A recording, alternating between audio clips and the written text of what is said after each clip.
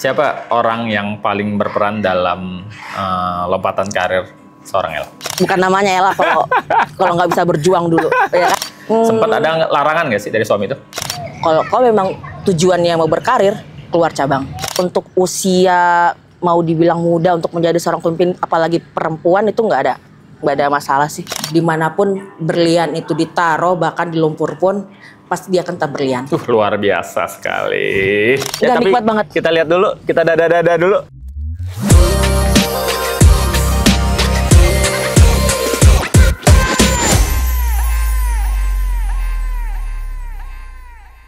Halo Insan Melni, ketemu lagi dengan podcast Obrolan Dek 7 dari Sekretariat Perusahaan. Sekarang gue sebagai host Dito Papilanda berada di kantor cabang Sampit dalam edisi khusus angkutan Lebaran 1446 Hijriah. Dan siapa lagi bintang tamu kita kali ini kalau bukan Kepala Cabang Sampit, Siti Nafilah. Halo Mbak Ella, kita satu angkatan sebenarnya, jadi kita nggak terlalu perlu formal banget. Boleh Mbak Jun, Mbak Ella? Sip, apa kabar? Alhamdulillah baik. Sehat ya? Sehat. Kantor cabang yang baru? Yes. Tim yang baru? Yes. Tantangan baru? Yes. Gimana rasanya? Gimana ya? Awalnya masih shock ya, karena kan harus adaptasi lagi setelah sekian lama. Tapi ya so far sampai sekarang enak. Oke, udah sebulan di Sampit, Kota Waringin Timur ya? Yes. Kabupaten Kota Waringin Timur, Kalimantan Tengah. Satu kota kecil dari kota kecil sebelumnya, Palu, mungkin sedikit lebih besar, tapi ternyata sekarang lebih kecil lagi. Yes, lebih kecil lagi. Sangat bukan Ella gitu ya. Tapi nanti itu kita omongin di segmen kedua. Ella, untuk di tempat yang baru ini, Sampit. Sebelumnya di Palu sekitar 2 tahun. Di sini baru 1 bulan ya. Yes. Kalau boleh kita omongin sedikit profil dari cabang Sampit. Kita mulai dari timnya dulu deh. Oke. Berapa banyak tim Ella di sini? Untuk Pelni Group ya, keseluruhan itu ada 14 orang. Organik kita 7, selebihnya itu PID dan ada SBN juga. SBN ya? Yes. Dan SBN 1. Dari sisi operasional, ada berapa kapal dengan berapa call sebulan? Untuk yang existing-nya itu 1 aja, kayak Melawit. Dalam sebulan itu cuma 2 call. 2 call ya? Yes. Saat ini lagi musim peak season, angkutan lebaran, jumlah penumpang kan pasti meningkat ya? Yes. Tapi ini juga bukan kali pertama seorang Ella menghadapi angkutan lebaran, jadi mungkin nggak terlalu banyak tricky ya? Yes. Kalau Ella sendiri nih, kita sedikit ngomongin tentang perjalanan karir. Masuk tahun 2013, kita bareng. Tapi setelah itu, perjalanan karir Ella, lompatannya cukup signifikan karena tidak pernah bertahan lama di satu tempat. Boleh diceritain sejak pertama kali masuk? Pertama kali masuk PLNI 2013, di pusat 3 bulan di divisi akuntansi. Setelah itu penempatan Makassar selama 5 tahun, kemudian Parepare 2 tahun, Balikpapan 2 tahun, Palu 2 tahun, dan sekarang di Sampit. Seperti itu. Udah 6 tempat ya, 1 kantor pusat dan 5 kantor cabang. Tanpa dukungan pasti seorang perempuan akan merasa kesepian, kesulitan, sedih gitu ya, meratapi nasib kok gue pindah-pindah terus gitu. Yes. Siapa orang yang paling berperan dalam lompatan karir seorang Ella? Yang pasti kedua orang tua ya, yang selalu support. Oke, kamu pasti bisa nak. Udah, intinya apapun keputusan manajemen ikutin, dimanapun ditempatkan ikutin aja. Kasihan suaminya nggak dianggap. Nggak dulu, itu kan 2013 kan. Oh iya, 2013. Belum nikah kan. Nah terus orang tua sip. Nikah 2015, terus mulai LDR itu 2017 sampai sekarang. Apa kata suami melihat Ella tuh selalu pindah sampai akhirnya sekarang menempati posisi teratas sebagai kepala cabang? Sempat ada larangan nggak sih dari suami itu? Sering. Masa? Yes. Terus kenapa tetap lanjut? Karena saya selalu meyakinkan bahwa tenang, dimanapun saya berada, saya akan tetap setia. Itu yang harus dijanjikan ya kepada pasangan ya. Yes. Tapi bentuk larangannya apa kalau dari suami? Apakah pilihan antara udah lu karir stuck di situ aja tapi dekat sama keluarga, atau silakan lo berkarir dengan segala konsekuensinya.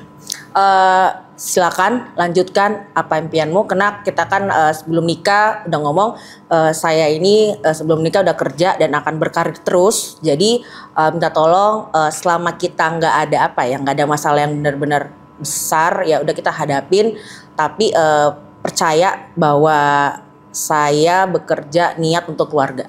Berarti sejak awal pernikahan sudah di set komitmennya ya, bahwa lo akan berkarir ya. Yes, betul. Dan tidak ada permintaan dari suami untuk menjadi ibu rumah tangga ya? Nggak ada.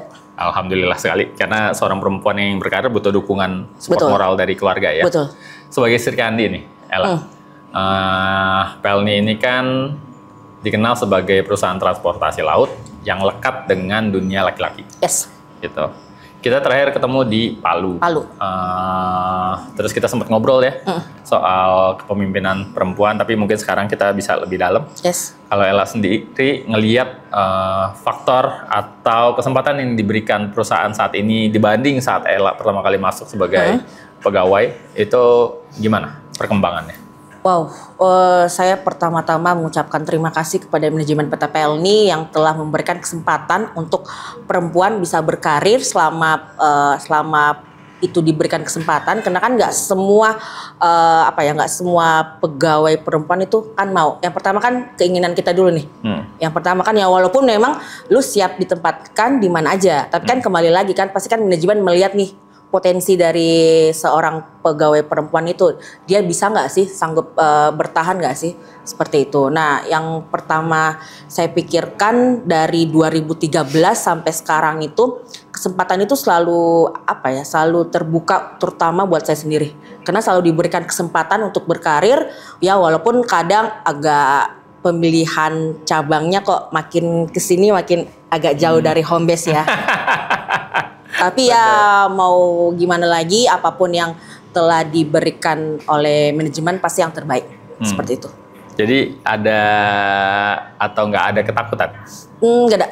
Nggak ada ketakutan untuk berkarir di cabang ya, itu nggak ada sih. Cuman lebih ke transportasinya aja. Jadi kayak boleh lu nempatin gua di mana aja, tapi jangan terlalu untuk transportasi gua ke home base itu jangan dipersulit seperti itu. Home base ini maksudnya Makassar. Oh, Makassar ya. Seperti asal itu. muasal Yes, ya. jadi kayak misalnya kayak di Sampit gini, kayak di Sampit gini kan.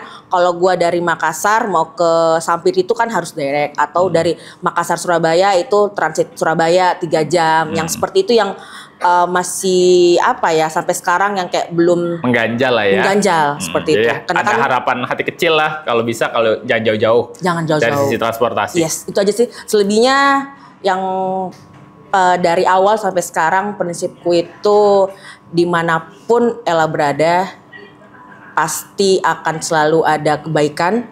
Dimanapun berlian itu ditaruh, bahkan di lumpur pun pasti dia akan tetap berlian. Luar biasa sekali. Berlian, untung namanya bukan Berliana ya. Nah, kalau dari kesempatan kan manajemen sudah membuka luas ya. Yes. Sekarang kita sudah punya sekitar 4 kepala cabang. Yes. Perempuan, terus VP juga lumayan banyak. Direksi pun kita komposisinya berimbang antara laki-laki dan perempuan, jadi memang kesempatannya sangat besar. Pada saat pertama kali Mbak Ella dipercaya sebagai kepala cabang, ada pesan tersendiri nggak sih dari level pimpinan untuk Mbak Ella yang baru menjabat sebagai kepala cabang? Yang pasti itu jaga diri, menempatkan diri sebagai pemimpin perempuan. Karena kan kasarnya itu kan notabene kita kan di lingkungan transportasi, pekerjaan kita PT PL ini kan kebanyakan ya pria, dan di stakeholder pun pasti lebih banyak pria. Nah, itu yang pertama yang saya ingat selalu, ada pesan dari senior. Ketika nanti suatu saat kamu jadi pemimpin, jagalah nama baik dirimu dulu pertama, kemudian perusahaan. Karena kan kita nggak tahu ya, di luar sana itu dengan kita sebagai pemimpin perempuan kan pasti ada aja godaannya, ujiannya. Banyak ya? Yes. Banyak ya godaan. Ada ya tapi ya? Apalagi jauh dari suami ya? Ya, ada. Triknya apa Ella untuk menghindari godaan jauh dari keluarga sebagai seorang perempuan yang harus menjaga diri? Selama itu masih di jalur pekerjaan, bahas pekerjaan, yowes. Tapi kalau udah aneh, cut. Seperti itu. Tapi dengan membawa anak, dengar-dengar katanya kalau bisa anak dibawa terus ya? Yes. Apa peran anak memang? Karena dia pasti kan jauh dari kampung halaman ya, ayahnya juga jauh, Yes. mungkin ikut ibunya. Yes. Tapi peran anak sendiri kalau Ella bawa ikut ke setiap dimanapun bertugas, apa tuh kira-kira? Lebih ke pengingat kali ya. Oh gitu ya, perwakilan ayahnya ya. Yes, karena dia Supaya kayak gini. nggak macem-macem. Karena kalau misalnya kan ini ya, udah mulai ngerti dunia kerja maminya, terus maminya bergaul dengan siapa aja. Jadi setiap malam sebelum tidur di video call, Danes dari mana, Danes ngapain aja, mami sama siapa, seperti itu. Karena anak kecil kan nggak bisa bohong. Seperti itu. Oh gitu, alarm ya, Yes. CCTV berjalan Yes. gitu ya Danes ya. Dan saat ini kan Danes belum bareng ya. Belum. Ada kesedihan nggak sih dari Ella jauh dari anak?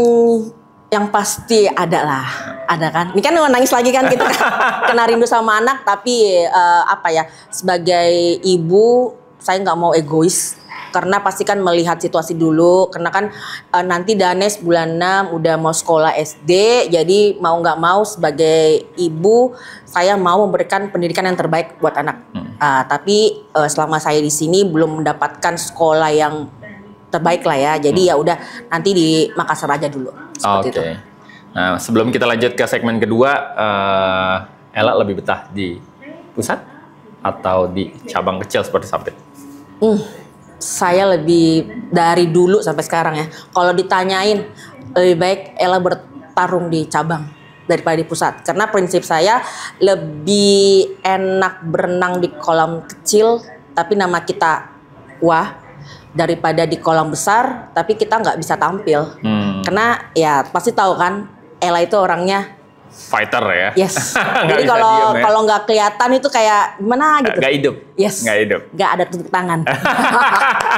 Karena memang pilihan ya. Yes, Balik itu lagi pilihan. Itu ya. kan kembali ke pilihan. Tapi kan manajemen pasti tahu nih jenjang karir pegawainya. Kalau misalnya ke pusat ya mau nggak mau itu kan pilihan ya, pasti kita sebagai pegawai ya harus menerima seperti itu. Dan pilihan karir di pusat juga terbatas ya, karena kan talentnya banyak ya. Banyak. Sementara Jadi perempuan di kantor cabang sedikit gitu kan. Jadi kan kita kan suka tampil nih, suka show. Jadi kalau misalnya nggak terlihat kayak gimana gitu. Oke, tipis-tipis jadi penyanyi dangdut mungkin sebenarnya.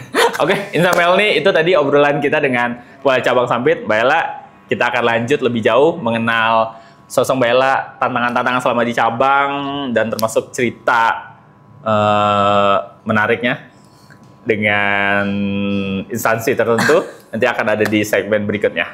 Sampai jumpa.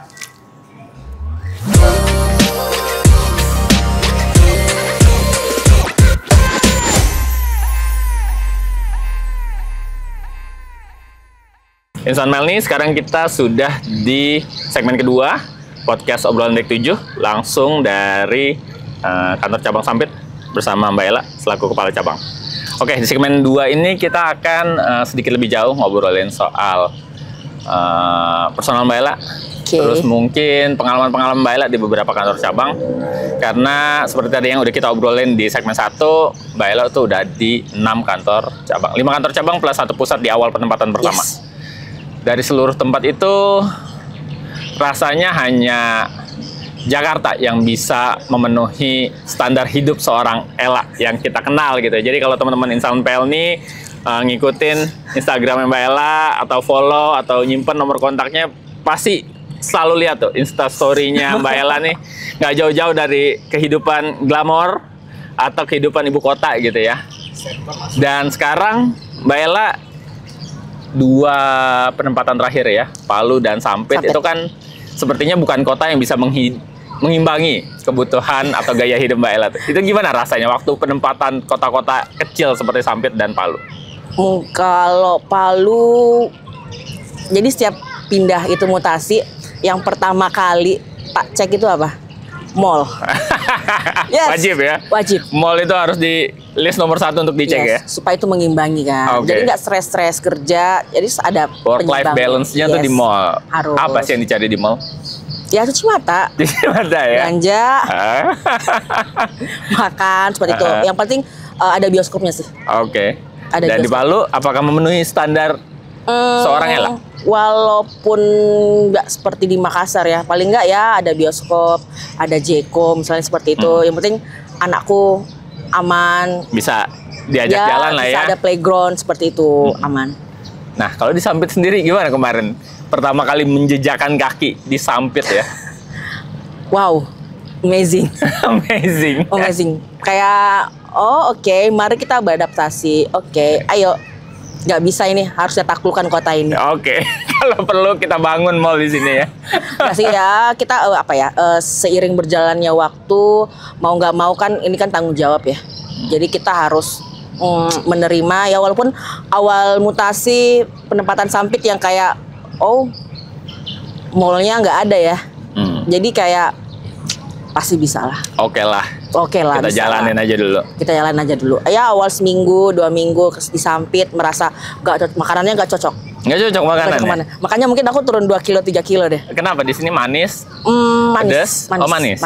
Manis. Jadi Kalau Makassar agak pedes ya? agak pedas. Jadi kayak pas kan bulan puasa ya. Jadi makan itu ya nggak pas buka puasa pun kayak ada yang beda gitu kan. Mungkin karena belum mencari ya, belum keliling Sampit, jadi belum menemukan yang bikin enak. Jadi bukan mental aja yang beradaptasi, lidah juga ya? Yes, harus.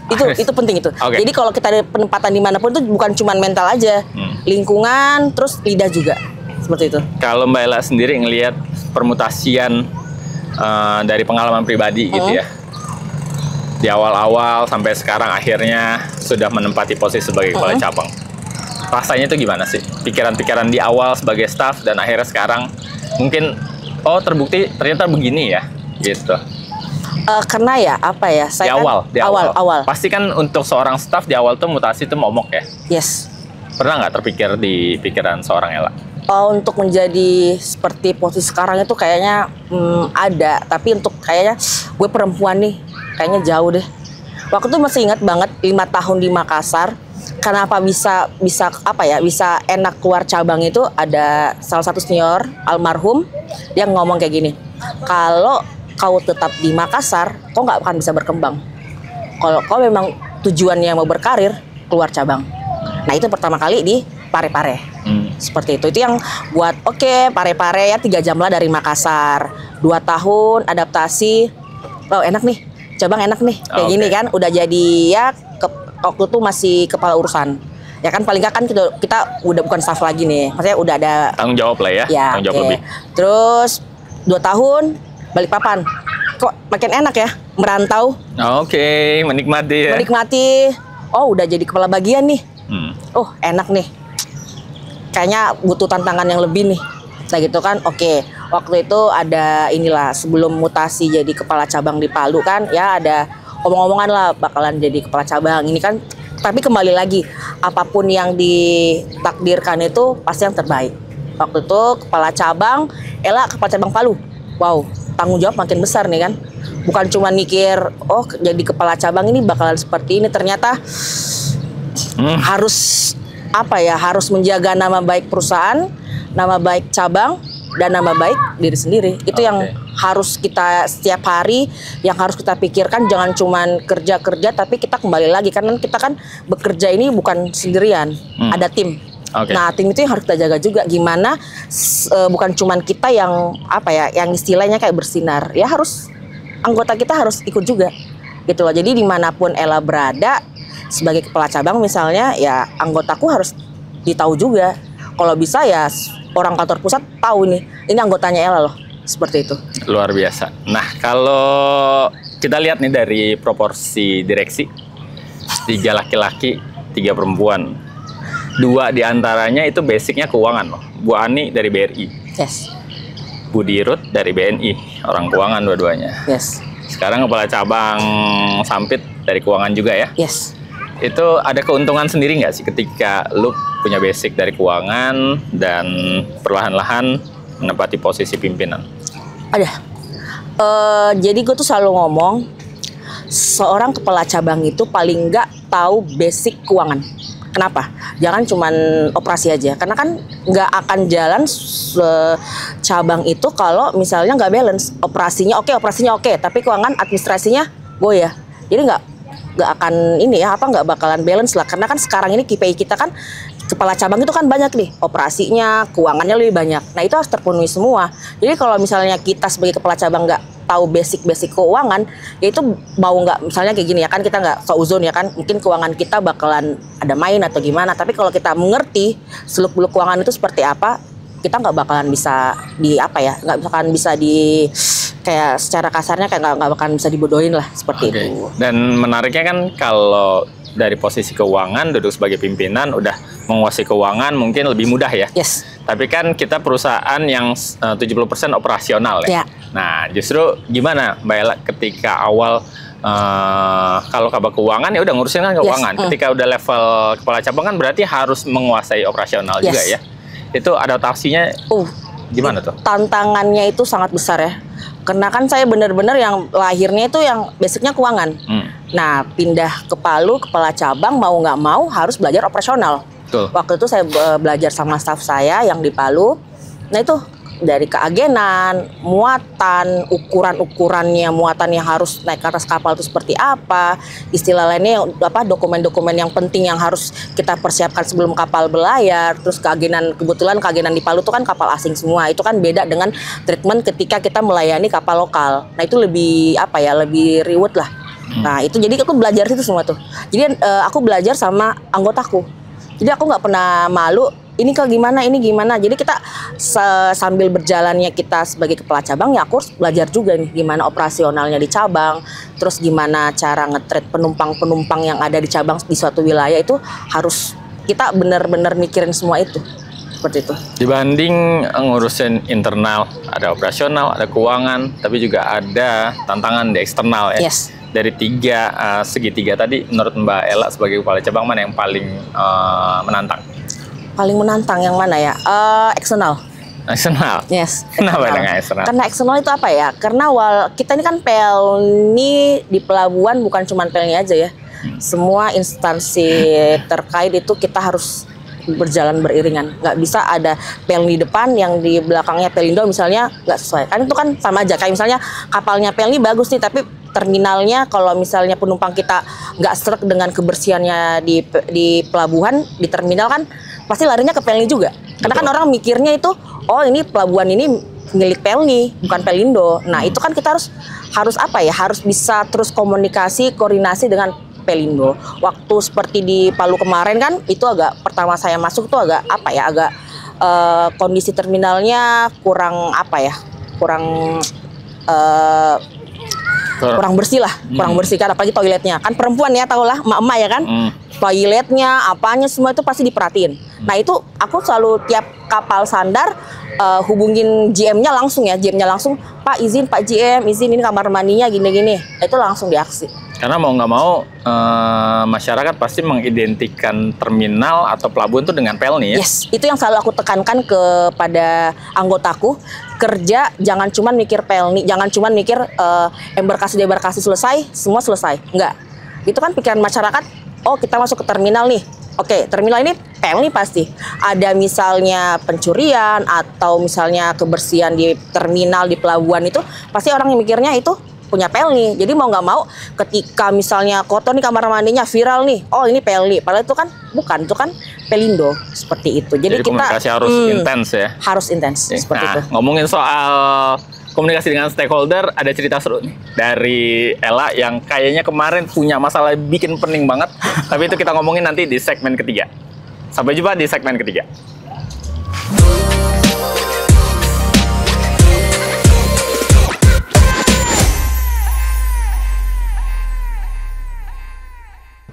Hai Insan Melni, ketemu lagi dengan saya Dito Popilanda di segmen ketiga untuk podcast Obrolan Dek 7 spesial dari kantor cabang Sampit. Dan lebih spesial lagi karena saya dan kepala cabang Sampit, Mbak Ella, berada di atas perahu wisata.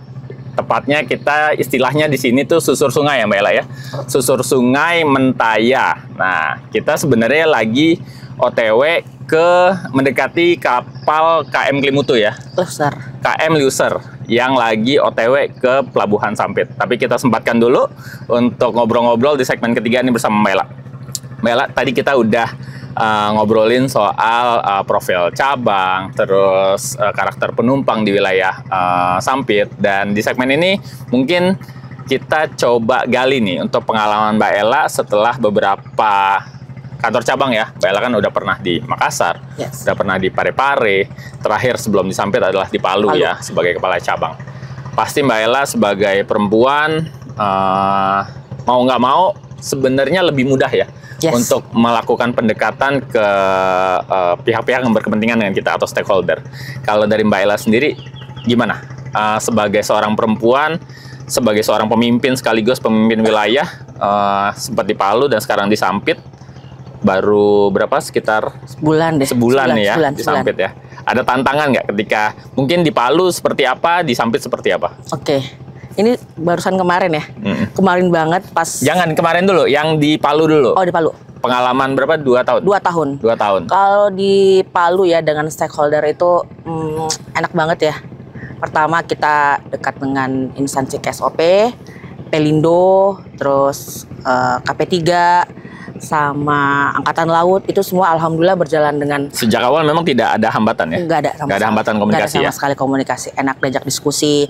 Kalau misalnya Pelni ada kebutuhan nih terkait asongan misalnya kan, asongan atau buruh, KSOP langsung aksi besok, aku ngirim surat, Cap minta tolong, ini kita bantu koordinasi dengan asongan, bantu dengan buruh, itu besok langsung dibuat rapat.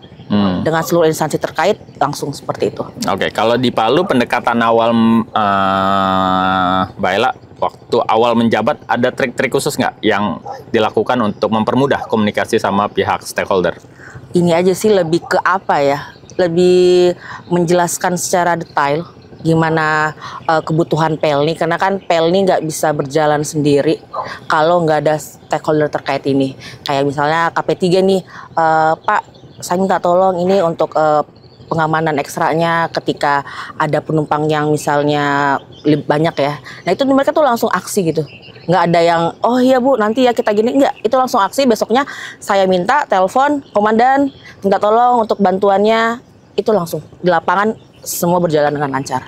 Dan pendekatan awal Mbak Ella tuh person per person, kunjungan langsung ya? Yes, lebih ke emosional sih. Pasti kan Mbak Ella termasuk pimpinan termuda ya di wilayah ya? Yes, betul. Betul. Pada saat menjabat usia berapa kemarin? Kemarin 32. Dan yang lain pasti senior ya? Yes, senior. Gimana rasanya di antara pimpinan wilayah yang senior-senior dengan Mbak Ella sendiri sebagai perempuan masih jauh sangat lebih muda dibanding mereka tuh ada kekhawatiran nggak sih? Nggak ada. Karena apa ya? Kita bisa mengimbangi ya. Jadi saya bisa belajar banyak dari senior-senior, entah itu instansi Pelindo, KSOP, misalnya dari Pemda setempat. Itu kita apa ya? Ketika saya bertanya ini gini-gini tuh mereka tuh ngasih solusi, ngasih masukan. Oh seharusnya kayak gini nih, Pelni seharusnya kayak gini. Dia tuh apalagi wali kota ya kemarin sama Bapak Haryanto waktu di Palu itu beliau tuh memberikan masukan yang sangat membantu Pelni seperti itu. Jadi untuk usia mau dibilang muda untuk menjadi seorang pemimpin apalagi perempuan itu nggak ada masalah sih. Jadi selama di Palu tantangan komunikasi belum terlalu berasa ya? Nggak ada. Tapi aman. Ternyata sebulan di Sampit langsung infonya guling-guling di depan loket ya? Yes. Karena kesulitan nembus satu instansi gitu ya? Itu benar-benar yang langsung biar itu benar-benar gue sampai ngomong ke pusat ya, Pak selama saya kerja di Pelni Pak baru kali ini Pak ketemu instansi yang seperti ini Pak. Itu benar-benar yang kayak butuh apa ya, butuh effort pendekatan luas gitu ya, nggak cukup Mbak Ella sendiri yang turun ya? Nggak, cuman tim saya udah saya kerahkan semua di cabang dan saya butuh di pusat juga. Jadi bantuan beberapa divisi di pusat dan beberapa ya pejabat lah yang harus kita emang apa ya harus komunikasikan dengan baik. Kalau enggak ya resikonya ya besar lah. Oke. Mungkin bisa sedikit dikasih latar belakang situasinya seperti apa? Karena kan sekarang pada saat wawancara ini lagi berlangsung seluruh kantor cabang sedang menjalani peak season, sibuk dengan peak season pelayanan. Jadi jumlah penumpang jadi sangat tinggi kan ya? Banget. Dan masalah yang tadi ditemuin sama Mbak Ella tuh latar belakangnya apa sebenarnya? Latar belakangnya terkait apa ya, miskomunikasi aja sih dan sertifikat yang harus syarat untuk terbitnya satu sertifikat yang memang sebelum kapal berlayar ini harus ada nih. Ini kalau nggak bisa kapal nggak akan berlayar. Seperti itu. Dan kalau nggak berlayar, apa resikonya di lapangan? Mungkin mutasi yang jauh. Mungkin ke Papua. Tapi tentu keluhan pelanggan yang utama kan, Yes. karena mereka tidak terlayani kan. Betul. Itu sempat seminggu sebelum kapal berlayar, sebelum kapal tiba nih, apa ya, was-was banget itu. Sumpah yang kayak, gue nggak bisa nih kalau kayak gini. Ini penumpang gue, mau gue gimana ini?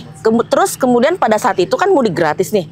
Direksi, komisaris, asisten deputi dari beberapa instansi tuh hadir. Lagi kunjungan ke sini ya. Kunjungan ke sini. Ke Sampit ya. Dan yang kita harus membagi pikiran kita antara tamu dan ngurus sertifikat ini. Dan dengan anggota di cabang itu terbatas. Jadi mau nggak mau ya, gimana caranya saya sebagai seorang pemimpin dan perempuan harus bisa menghandle masalah ini dengan baik. Itu loh. Jadi yang kayak, gue nggak bisa nih, kalau gue kalah ini nggak mungkin. Bukan namanya Ella kalau nggak bisa berjuang dulu, ya kan? Makanya usaha koordinasi ke seluruh instansi, kantor pusat, dan bahkan ke cabang pun kita koordinasi. Jadi sama cabang harus koordinasi.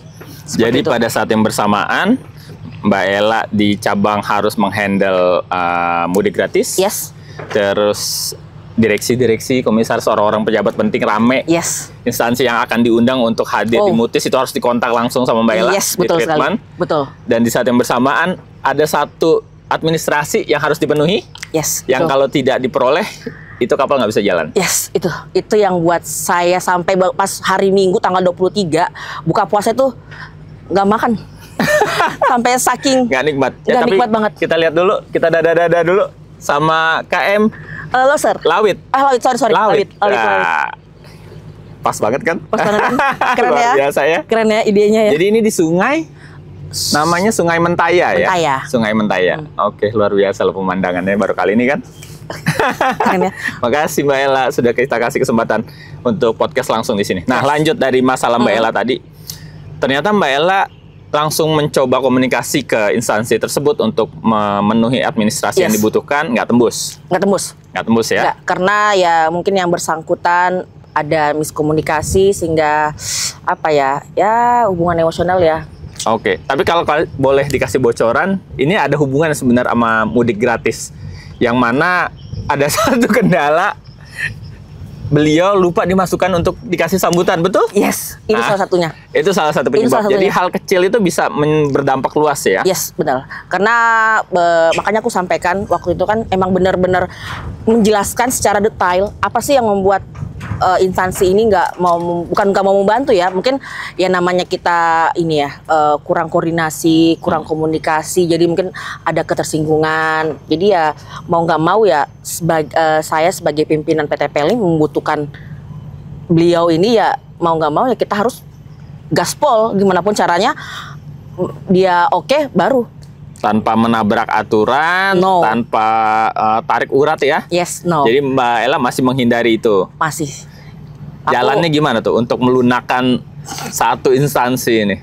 Itu gimana ya cerita? Siapa aja yang terlibat? Terlibat itu yang pertama saya mengucapkan terima kasih kepada Kep Agus, Kepala Cabang PLN Semarang yang sangat membantu. Beliau yang menyambungkan saya dengan si pejabat ini, gimana caranya bisa ngomong langsung, karena waktu itu kebetulan beliau lagi di Surabaya ya, nggak hadir di tempat.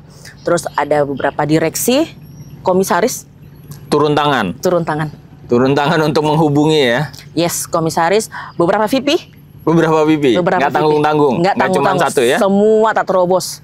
Yang penting kapal aman, ya kan? Karena kan ini momen besar loh, nggak mungkin dong tiba-tiba udah dengan penumpang kita yang seberapa terus tiba-tiba kapal nggak bisa berlayar. Itu kan yang bener-bener yang tantangan saya sebagai seorang pemimpin, sebagai kepala cabang yang bener-bener yang kali ini, yang bener-bener yang nggak bisa ini yang kayak 2 tahun, berarti 2 tahun lebih jadi kepala cabang, baru kali ini saya merasakan yang benar-benar tantangan. Oh gini loh, seharusnya pemimpin itu harus koordinasi, nggak boleh miskomunikasi, apalagi soal operasional kapal. Gitu. Karena kita paling nggak tahu ya karakter orang kiri kanan itu seperti apa. Emang semua harus dia apa ya, lakukan pendekatan khusus kali ya. Benar. Jadi yang aku pikir tuh sebagai perempuan nih adalah privilege gitu kan. Itu nggak ada. Nggak ada di sini ya. Nggak ada di sini. Nggak ada di Sampit. Nggak ada di Sampit. Berarti nggak apa? Peletnya Mbak Ella nggak aktif nih di sini nih Sampit nih. Tapi kalau Mbak Ella setelah berhasil dengan bantuan kiri kanan, terobos sana sini, membujuk dan meluluhkan hati instansi tersebut, ada nggak satu apresiasi dari pimpinan di atas Mbak Ella mungkin yang kemarin disampaikan? Ada beberapa yang saya sebutkan tadi itu yang ngomong good job. Itu disebutkan oleh siapa? Itu oleh Bu Desi. Gimana rasanya tuh ketika ada apresiasi? Ya merinding loh ini. Aku merinding loh. Itu bener-bener yang kayak wow, gue bisa loh. Karena aku ngomong gini, ada beberapa cabang yang dilalui untuk mendapatkan sertifikat ini, mungkin nggak bisa berhasil, dan itu suatu kebanggaan bisa sertifikat ini bisa terbit di cabang Sampit, itu kayak wow. Dan hitungannya ini cabang kelas 3? Kelas 3. KSOP kelas 3 juga. Kelas 3 juga kelas ya? 3 juga. Itu yang kayak, gue ngomong, aku ngomong ke seluruh yang tak minta tolongin ini, Pak, saya berhasil, Bu, saya berhasil, Bu. Itu yang kayak benar-benar yang keren, kacap terkeren. Serius. Tapi sebelum Mbak Ella ngerasa lega gitu, apa aja tuh rasanya? Guling-guling di depan loket, benar? Itu benar. Benar ya?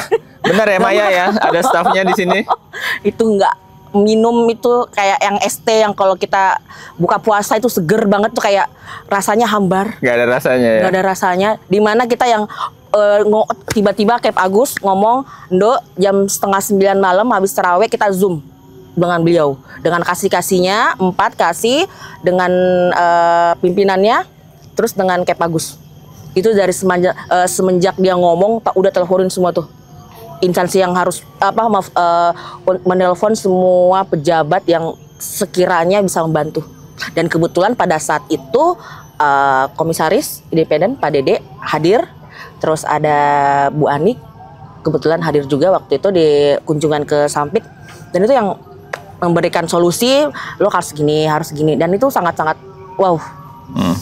Jadi pesan moralnya selain kita melakukan pendekatan khusus ke eksternal atau stakeholder, kita juga nggak perlu malu untuk minta tolong sebenarnya ya. Nggak ada. Aku tuh dari dulu sampai sekarang nggak pernah malu untuk bertanya ke junior. Aku kan basicnya kan keuangan waktu kemarin kan, ya namanya kita udah lupa soal apa kan, tanya ke junior. Aku nggak pernah malu. Karena ini nggak ada hubungannya sama keuangan atau basic pendidikan sama sekali. Nggak ada sama sekali. Itu dimanapun kita berada itu, saya nggak pernah untuk harus merendah. Ya merendah harus, karena ya kita kan butuh mereka, gitu loh. Kita nggak bisa berjalan sendiri. Secara personal pun saya seperti itu. Apalagi kita bawa nama perusahaan loh, kerjaan seperti itu kan, itu harus benar-benar ya kita jalan bersama. Dan kita nggak tahu siapa yang bisa nolong kita kalau kita nggak nanya gitu ya. Yes, itu poin pentingnya. Itu poin pentingnya. Oke, dari Mbak Ella sendiri, sebelum kita menutup podcast spesial dari Sungai Mentaya Sampit, ada yang mau disampaikan nggak untuk teman-teman yang muda yang mungkin udah jenjang karirnya akan menuju ke posisi seperti Mbak Ella ini sebagai pimpinan wilayah atau kepala cabang? Apa ya? Terutama untuk ini ya, perempuan ya, pegawai perempuan. Ayo kalian bisa, nggak ada kata perempuan itu akan dihambat oleh manajemen. Ketika kalian mau, pasti ada kesempatan seperti itu. Dan jangan pernah malu untuk belajar dimanapun dengan siapapun, karena pasti kita nggak bisa berjalan sendiri. Dan di posisi saya seperti ini pun, saya masih banyak belajar dengan senior saya, bahkan dengan junior pun saya masih selalu belajar seperti itu. Oke, luar biasa Mbak Ella, Kepala Cabang Sampit. Teman-teman, Insan Pelni, demikian podcast obrolan Dek 7 bersama Kepala Cabang Sampit langsung dari Sungai Mentaya. Terima kasih banyak, sampai jumpa, bye-bye. Thank you. Mantap. Bagus nggak? Muka aku cantik nggak? Kita harus penting loh.